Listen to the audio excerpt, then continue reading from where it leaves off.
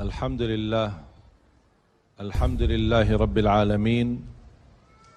Allahumma salli ala Sayyidina Muhammad wa ala ali Sayyidina Muhammad. Kita dalam segala urusan dunia mengambil keputusan kita harus bermusyawarah. Tapi kalau dalam hal ibadah tidak semestinya bermusyawarah. Artinya kalau kita mau laksanakan kewajiban kita, masa kita bermusyawarah dulu? Allah Subhanahu wa taala memanggilkan kita untuk menunaikan salat kita 5 waktu, tidak perlu dimusyawarahkan. Kalau kita sudah mendengar hayya 'alas salah, hayya 'alal falah, segera tunaikan kewajiban kita. Kalau kita perhatikan dalam Al-Quran, banyak ayat-ayat yang Allah Subhanahu wa taala ikatkan salat dengan zakat, atau bahasa lain salat dengan infak, sebagaimana firman Allah Subhanahu wa taala di suratul Baqarah, dan saya yakin semuanya hafal. A'udzu billahi minasyaitonir rajim. Bismillahirrahmanirrahim. Alif lam mim. Dzalikal kitabu la raiba fihi hudan lil muttaqin. Alkitab ini petunjuk bagi siapa? Bagi muttaqin. Dan Allah menjelaskan sifat-sifat mereka. Kalau kita ingin meniru mereka, ingin bergabung bersama mereka, ingin menjadi seperti mereka, ikutilah penjelasan Al-Quran. Siapa sih al-muttaqin ini? Allah Subhanahu wa taala sebutkan, الذين يؤمنون بالغيب ويقيمون الصلاة ومما رزقناهم ينفقون. Mereka adalah yang beriman tentang gaib. Apa yang gaib? Allah, malaikat, jannah, surga, neraka, segala sesuatu yang gaib mereka percaya, walaupun mereka tidak melihat dengan mata sendiri. Dan sifat mereka alladzina yuqimuna as-salah. Beda artinya yuqimuna as-salah sama yusallun. Ada orang hanya kerjakan salat, tapi ada orang mendirikan salat. Ada 2 orang salat di saf pertama, sama-sama ruku', sama-sama sujud, sama-sama membaca Al-Quran, tetapi satu diterima oleh Allah, satu tidak diterima oleh Allah. Apa persoalannya? Karena satu menghadap Allah dengan hatinya, dan satu hanya menghadap Allah dengan fisik badannya. Makanya kita melihat orang yang salat dengan hatinya, nikmat salatnya, bisa tenang bacaannya, tenang rukuknya, tenang sujudnya. Beda sama orang yang buru-buru melaksanakan salat.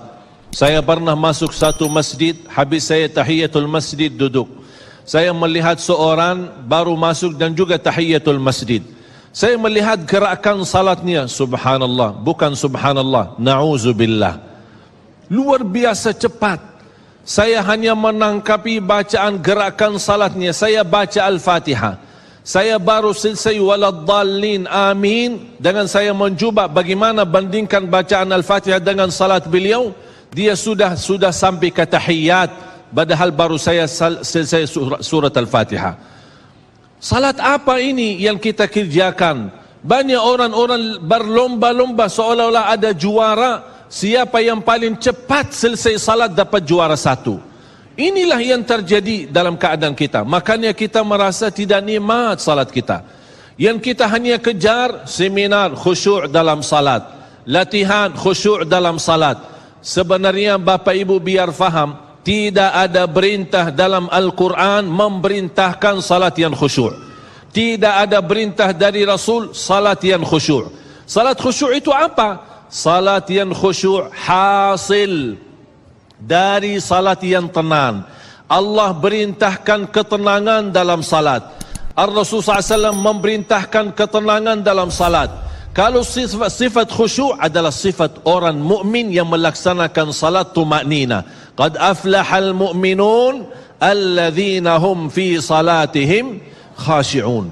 Ketika ada seorang datang ke masjid di zaman Rasulullah sallallahu alaihi wasallam, masuk masjid tahiyatul masjid, selesai salat dia datang kepada Rasul mau salaman, Rasul tidak menjawab. Bahkan Rasul berkata, salli fa innaka lam tusalli, salatlah karena kamu belum salat.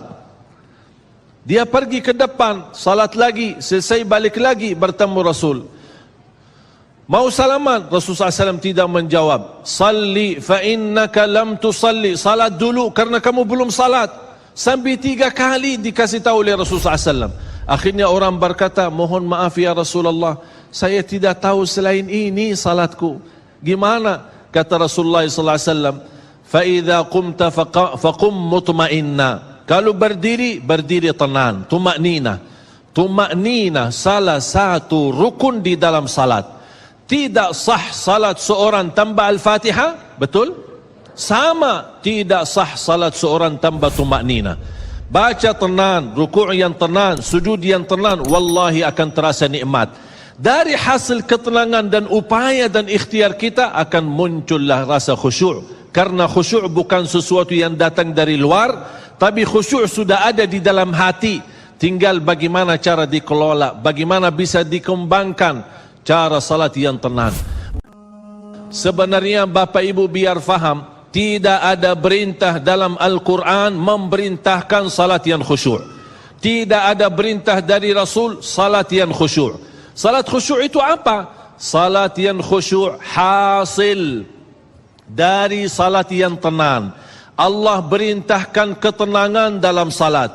Ar-Rasul SAW memerintahkan ketenangan dalam salat. Kalau sifat khusyuk adalah sifat orang